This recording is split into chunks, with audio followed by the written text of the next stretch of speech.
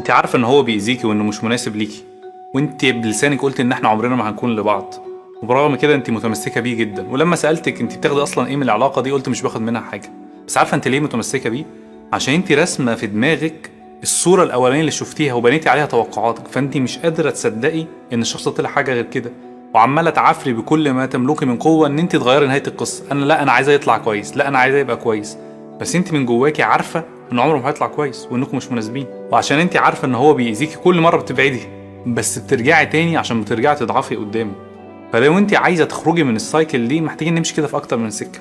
اول حاجه محتاجه تبقي واعيه بنقطه ضعفك قدامه، وده مش عيب على فكره، تبقى عارفه ان انا قدام الشخص ده بضعف. وهنا محتاجين نقف عند الخطوه اللي قبليها، يعني ما احطش نفسي في الاختبار وما اختبرش نفسي والاقي نفسي وقعت.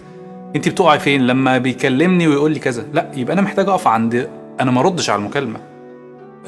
بتقعي فين تاني لما بيكلمك ويقول لك يلا ننزل؟ لا، انا اصلا ما بنزلش.